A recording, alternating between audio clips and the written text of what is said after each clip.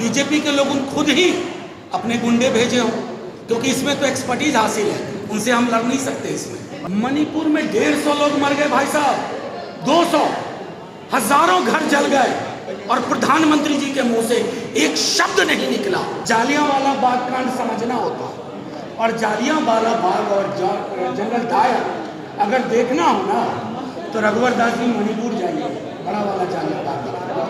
मनोज तिवारी कह रहे हैं फ्री प्लान के मनोज तिवारी जी के बयान पे आप मेरा बयान मत लीजिए। मैं उनको बहुत ही अगंभीर राजनीतिज्ञ मानता हूं, जिनका कोई राजनीतिक संतुलन नहीं है, और उनके टिकट पर चल रहा है थोड़ा अभी हंगामा। तो कई लोग तो इसमें इसलिए भी ओवर सक्रिय थे कि टिकट का मामला फिट हो जाए। जिनको कुछ चोट नहीं भी आई, बैंडेज बांध लिया, कुछ वैसे भी लोग हैं, उनका भी नाम उजागर होगा। हम तो आपके समक्ष हैं, जितना सवाल हम लोग आपसे ले लेते हैं, अगर इसका 10% भी प्रधानमंत्री जी ले लेना तो मैं उनका फोटो लगा कर प्रणाम करूंगा। एक व्यक्ति जिसके मृत्यु के बारे में क्या वर्जन है ऑफिशियल, छज्जूबाग में लाठीचार्ज की जगह से किलोमीटर दूर, और उसके बारे में टिप्पणी कर रहे हैं। आपने एक व्यक्ति की दुखद मृत्यु को पिपली लाइव बना के रख दिया। ये बीजेपी की हताशा का परिणाम है। असल में नरेंद्र मोदी जी, माफी के साथ कहता हूं, कुछ भी कह लीजिए, 56 इंच, आज आप देश के सबसे कमजोर प्रधानमंत्री हैं। आपकी डोर किसी और के हाथ में है। हमने अपने जिला प्रवक्ताओं की भी सूची जारी की है आज, इसकी कॉपी शक्ति जी आप लोगों को दे देंगे। हमारा उद्देश्य ये है, हमारे प्रवक्ताओं सबके बीच में एक सहमति बनी है कि हम एक टीम के रूप में महागठबंधन के तमाम दलों के साथ मिलकर के ये जो नैरेटिव है विखंडन की, नफरत की, घृणा की, दुर्खद मृत्यु पर पिपली लाइव करने की, उसके बरक्स हम अपनी सकारात्मक, संवेदनशील सरोकार की राजनीति, हमारी लोकनीति आपके समक्ष होगी। और इसको कह करके कोई सवाल अगर आपके हों। एक सवाल है सर कि 1 साल पहले आपके बीजेपी विधायकों के साथ ऐसा हुआ था, उसका जांच का क्या हुआ? और दूसरा चीज, क्या आप इस लाठी तंत्र को सही बता रहे हैं? आपके स्पीकर हैं, अभी इस जांच का क्या हुआ? जो मैं पहली बात कहूँ, इतना सुनने के बाद भी अगर आप लाठी तंत्र के मेरे सही होने को मान रहे हैं तो आपने मेरी बात सुनी ही नहीं। लोकतंत्र में संवाद सबसे बेहतरीन है, लेकिन लाठी तंत्र के पीछे का मिर्ची तंत्र जो है, लाल मिर्ची, एक बार अनुसंधान हो जाने दीजिए। फिर सरकार के ही लोग जो वहाँ थे, वो पूरी इंक्वायरी भी हो रही है। तो मैं समझता हूँ उस तमाम चीज़ों का हम लोग को थोड़ा इंतजार करना चाहिए। अभी तो 48 घंटे हुए हैं। वो सब चीज पर एक एक करके सवाल ले लेता हूं। वो सारी रिपोर्टें आपको सार्वजनिक जल्द हो जाएंगी। वन बाय वन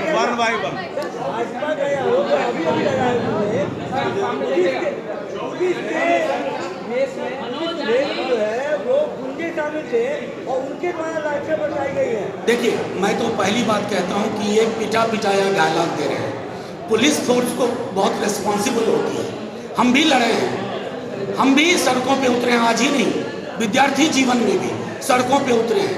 ये जो आरोप है ना, या तो हो सकता है कि बीजेपी के लोग खुद ही अपने गुंडे भेजे हों, क्योंकि इसमें तो एक्सपर्टीज हासिल है, उनसे हम लड़ नहीं सकते। इसमें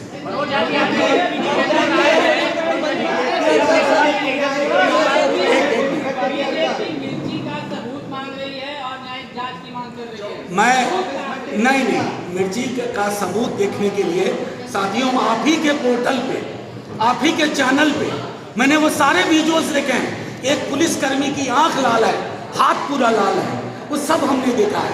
रही बात जांच की, अनुसंधान सार्वभौमिक होगा और एक एक तथ्य उजागर हो जाएगा।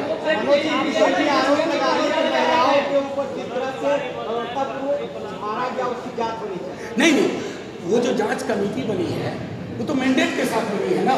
अभी तो 48 घंटे हुए हैं, इंतजार कर लें।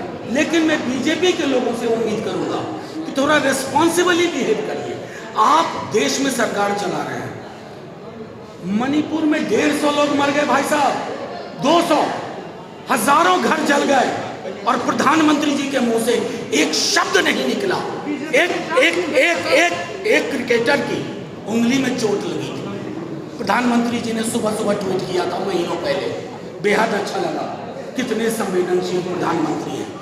आज 200 लोग मर गए मणिपुर में, हजारों घर जला दिए गए, उनके कैबिनेट मिनिस्टर का घर जला दिया गया। मणिपुर का मौत प्रधानमंत्री जी की जुबान से नहीं आया। क्या बात करते हैं ये बीजेपी वाले। जितेंद्र राय जी ने जब ये घटना घटी तो उन्होंने फेसबुक पर लिखा कि तेजस्वी ने जो कहा था बदला लेने वाली बात, वो हमने हिसाब बराबर कर लिया। एक सवाल, दूसरा सवाल कि जिस आदमी की मौत हुई है बिहार सरकार उन्हें मुआवजा देगी? देखिए ये तो सवाल मैं अपने दल के ओर से बैठा हुआ हूँ। पहली बात, पहले आपके प्रश्न के जवाब में, पहले आपके प्रश्न के जवाब में पहले ही मैंने कहा दुखद है। और सबसे बड़ी बात जो आप कह रहे हैं कि मुआवजा का सरकार उसका फैसला करेगी, क्या इसमें प्रेसिडेंस रहा है पास्ट, क्योंकि सरकार में तो बीजेपी वाले भी रहे हैं ना, पास्ट प्रेसिडेंस भी देखा जाता है इस तरह की चीज़ों में। और एक और सवाल क्या था आपका? हाँ, आप मैं बता रहा हूँ नहीं, आप मुझको तो सुन लीजिए, अगर मुझसे सवाल पूछ रहे हैं। वो तुरंत पोस्ट डिलीट हुआ, उसका आशय सिर्फ अपनी पीड़ा उजागर करना था, उसके अतिरिक्त कुछ नहीं था। अपनी पीड़ा उजागर हुई, लेकिन उनको अपनी रिस्पॉन्सिबिलिटी पता चली, उन्होंने स्वयं डिलीट कर दिया। सर, मनोज तिवारी कह रहे हैं एक बार फ्री प्लान के मनोज तिवारी जी के बयान पे आप मेरा बयान मत लीजिए। मैं उनको बहुत ही अगंभीर राजनीतिज्ञ मानता हूँ, जिनका कोई राजनीतिक संतुलन नहीं है, और उनके टिकट पर चल रहा है थोड़ा अभी हंगामा। तो कई लोग तो इसमें इसलिए भी ओवर सक्रिय थे कि टिकट का मामला फिट हो जाए। जिनको कुछ चोट नहीं भी आई, बैंडेज बांध लिया, कुछ वैसे भी लोग हैं, उनका भी नाम उजागर होगा। अगर ये सब चीज़ें आप भी थोड़ी तहकीकात करेंगे, हम तो आपके समक्ष हैं, जितना सवाल हम लोग आपसे ले लेते हैं, अगर इसका 10% भी प्रधानमंत्री जी ले लेना तो मैं उनका फोटो लगा कर प्रणाम करूँगा। मनोज जी, एक आखिरी सवाल है। बीजेपी की फैक्ट फाइंडिंग टीम ने जालियांवाला बाग की घटना से कंपेयर किया इस घटना को, और आप लोगों पर आरोप लगाया कि आप लोगों ने जालियांवाला बाग किया घटना में। मैं बीजेपी की फैक्ट फाइंडिंग टीम में कौन थे? रघुवर दास थे, मनोज तिवारी थे। जालियांवाला बाग के बारे में पता है उनको? वो लोग तो उस समय अंग्रेजों के साथ घूम रहे थे।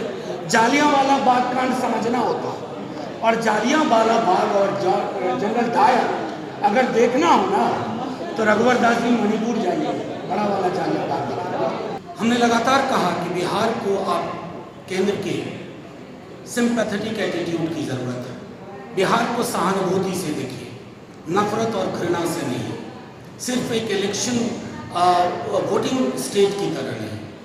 इसलिए आप देखते हैं कि लगातार चाहे मुख्यमंत्री जी हों, मुख्यमंत्री जी हों, हमारे राष्ट्रीय अध्यक्ष लालू जी हों, हमने हाथ जोड़ के हमेशा कहा कि बिहार को उसका हक दीजिए।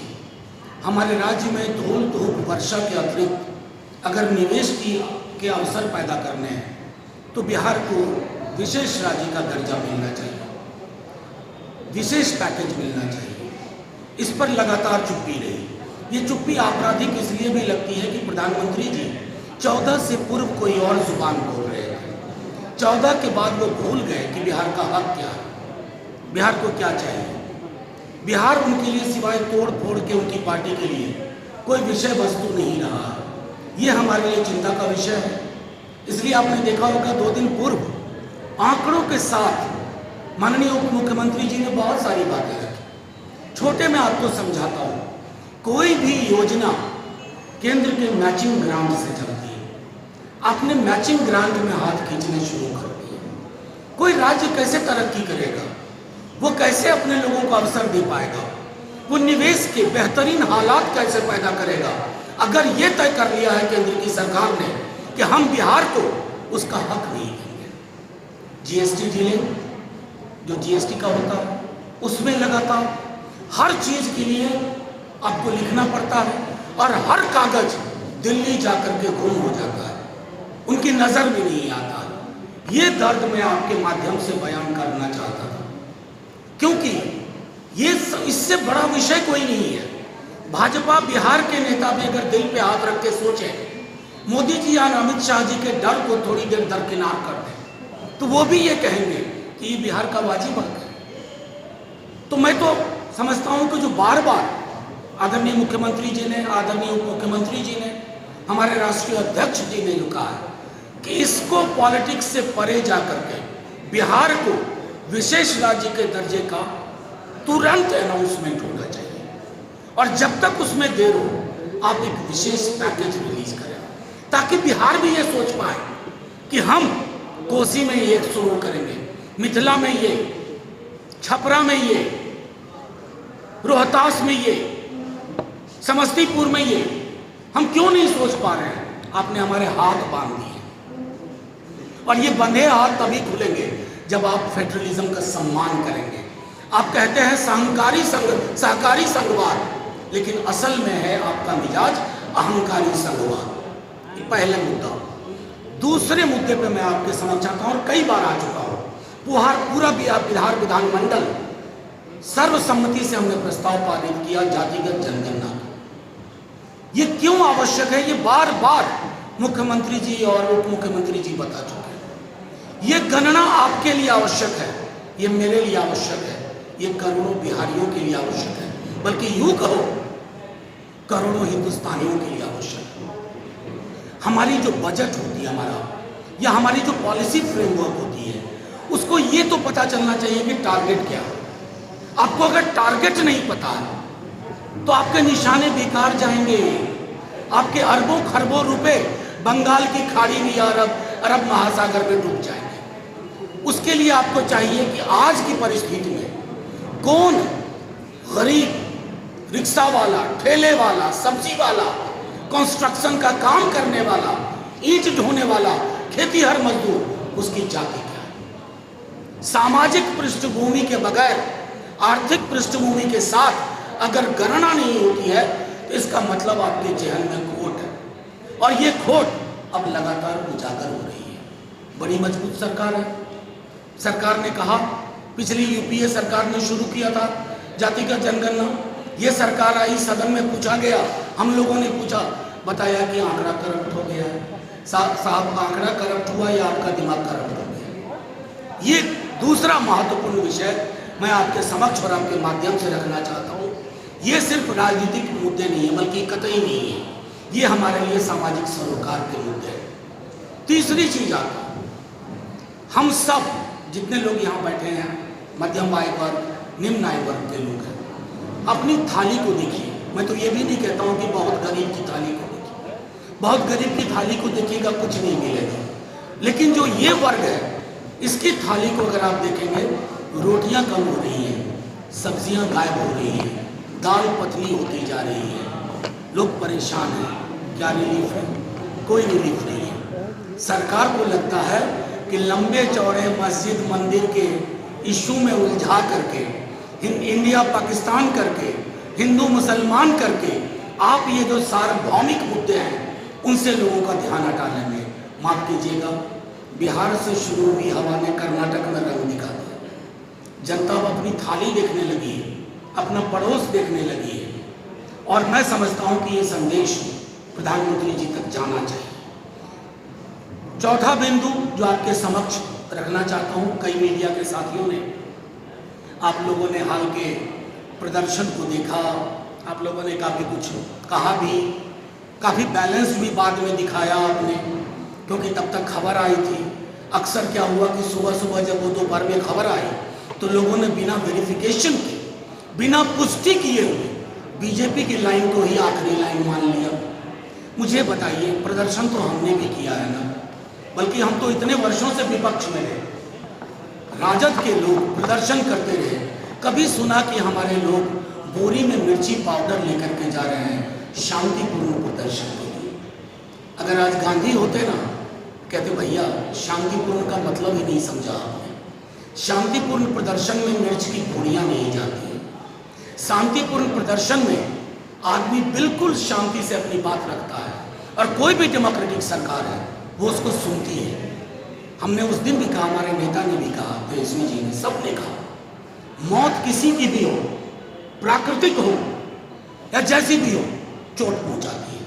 चिराग तो किसी घर का गया नहीं, लेकिन क्या आपने कर दिया।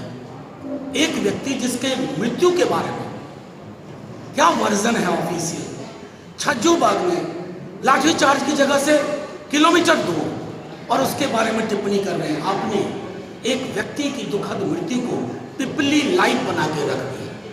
ये बीजेपी की हताशा का परिणाम है। आप अपने करोड़ों के ऑफिस बना रहे हैं। बताइए, बीजेपी जैसा ऑफिस किसी का है? किसी पॉलिटिकल पार्टी का? ये पैसा कौन दे रहा है? क्या हमें नहीं पता इस पैसे के पीछे कौन है? और जो इस पैसे के पीछे है वही सरकार चला रहा है।